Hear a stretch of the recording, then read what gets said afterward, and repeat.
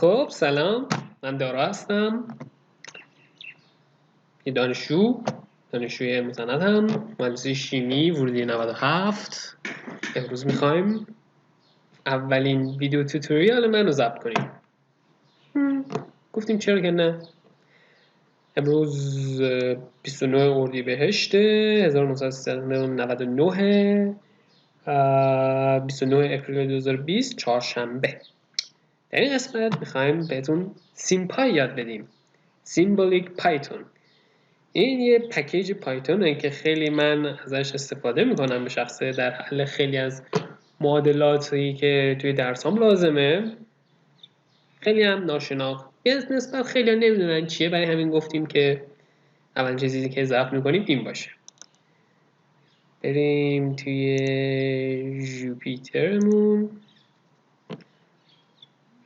اگه توی ویندوز هستین، توی پاورشل یا CMD باید بزنین جوپیتر لب با فاصله یا نوت بوک.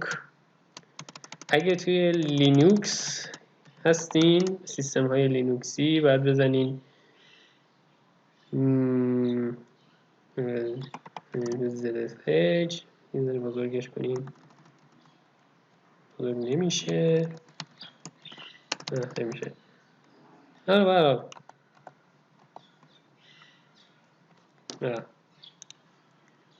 چجوری بریم بیرون.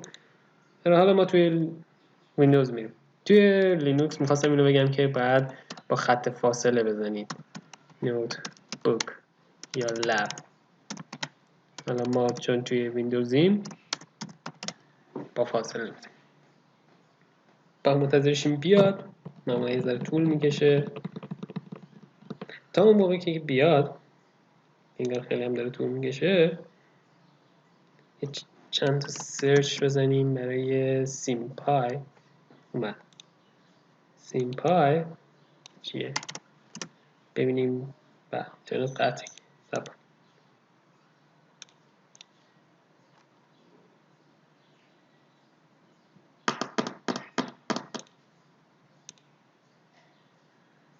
ببخشید. سیمپای توتوریال.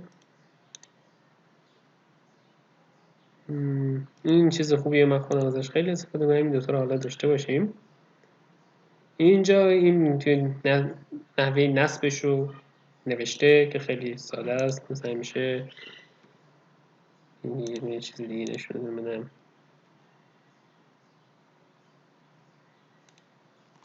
pip 3 install sympy. چون من دارمش احتمالا می‌نویسه که داریش. آره می‌نویسه دارمش. خب بریم سر اصل مطلب. اینجا حالا یه دونه تمرینی واسه خودم کرده بودم که ببینم چه چیزایی واسهتون توضیح بدم. توی گیت هابم میذارم، خواستید استفاده کنید. حالا ما فعلا یه دونه جدید باز میکنیم. اول از هر چیزی مثل همه پکیج‌های دیگه باید ایمپورتش کنیم. سیم ایمپورت سیمپای از سیم. البته خودش کوتاه، خیلی لازم نیست که از چیز خاصی بیاریمش، ولی حالا چون توی توتوریالاش همیشه خودش میگه که با سیم ایمپورتش کنین، ما از سیم ایمپورتش میکنیم. خب این به چه درد میخوره؟ توی برنامه‌نویسی کامپیوتر اکثر حل معادلات دیفرانسیلی یا گرفتن انتگرال یا کلا چیزی که مجهوله خیلی وجود نداره. این سیمپای این مشکل رو حل میکنه. اول بذارید از سیمبل ها شروع کنیم. چجوری سیمبل رو میشه ساخت؟ یک متغیری که هیچ چیزی توش نیست. با دستور سیم مثلا x مساویه با sim.symbol x. اگه اینو نشونتون بدم میبینیم که x چیز میکنه. اگه y بذارین y چیز میکنه. چند نکته جالب داره این سیمبل ها. ما خیلی وقتا چیزی داریم که یا اندیس دارن A1 یا اندیس به طرف بالا دارن یا هر دو رو دارن. توی سیمپای اگه یه دونه خط بذاریم و یه عدد، این میاره پایین چیزش میکنم، خیلی معلوم نیست، یه ذره بزرگش کنم، یه ذره پایین تر چیز میذارتش. اگه خالی بذارین هم همین کار میکنه. اگه 2 تا بذارید میبینین که بالاش چاپ میکنه. این سیمپای از چیزای یونانی هم ساپورت میکنه. بذار اینش رو پاپ کنم که قشنگ مستقیم چاپش کنه واسمون. اگه پی بذارید به اون پی یونانی اینجوری چاپش میکنه. اگه پیش رو بزرگ بزنین پی بزرگ چاپ میکنه. یا میو اومگا. اگه اینش رو کوچیک کنم میشه اومگای کوچیک. اگه میخوام اومگا 1 اینجوری بذارم، یه دونه 1 یعنی اندیسه به طرف پایین 1 و اندیسه طرف بالای 2 این شکلی میشه. خب این از این. حالا بذار یه چند تا متغیر بسازیم.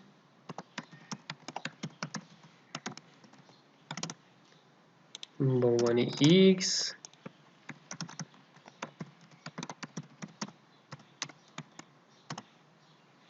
y یادم رفت. این الان همه از اپریشن ها رو روش میشه انجام داد. x به علاوه y. بذار یه معادله بسازیم. x به توان 2. یه نکته اینه که برای بعضی از اپریشن ها مثل سینوس یا کوسینوس یا کلن توابع مثلثاتی یا دیگه چی مثلا رادیکال، اینا اگه از مپ استفاده کنین و این متغیرها رو توش قرار بدین ارور میده. مثلا اینو داشته باشین sqrt(x) میبینین که ارور میده چون آبجکتش اینت یا فلوت نیست که ازش استفاده کنیم. برای همین این خودش داره بعد استفاده کنیم sim.sqrt y به توان 2 توان به علاوه 5 مثلا این چه شکلی میشه؟ این شکلی میشه. نو حالا است اینو بکنیم خالی بزن. اولین چیزی که میشه گفت میشه استفاده کردنی که توی این اکویژن میشه عدد جاگذاری کرد. این کار رو با سابز انجام میدن. سابز x در x 2 رو قرار بده. دیدین؟ یا در y 3 رو قرار بده. اینجوری. از این متغیر میشه، از این اکویژن میشه مشتق گرفت با دستور دیف نسبت به x 2x. اگه یه پارامتر مثلا 2 بذاریم این 2 بار مشتق میگیره میشه 2x. یا از y اگه مشتق بگیریم این میشه. انتگرال هم میشه گرفت با دستور اینتگریت. اگه تب بزنی کاملش میکنه. نسبت به x این میشه یا نسبت به y این میشه. خب ببینیم دیگه چی داره. من یه چی ها نوشتم واسه خودم. این انتگرال این میشه اکویژن رو حل کرد با سیم با سالو ست EQ نسبت به X. این الان EQ رو میگه که در X چه عددهایی میتونیم بزنیم که جواب این 0 بشه. یه نسبت به Y فکر نکنم جواب بده، جوابش خیلی واقعی نیست. آره دیگه چی؟ این خیلی چیزا داره. simplify بذارید اینجا یه دونه اکویژن جدید بسازیم، مثلا x به علاوه y به توان 5. EQ مون بذاریم این چه شکلی شد. بخشید این EQ رو الان ما میتونیم expand کنیم، بازش کرد. اگه EQ رو تقسیم بر Y کنیم میشه EQ1. EQ1 مون چه شکلیه؟ این شکلی شده. اینه بذاریم EQ X EQX این شکلی شده. این EQ1 رو الان ما میتونیم ساده کنیم با simp نقشه simple کجاست؟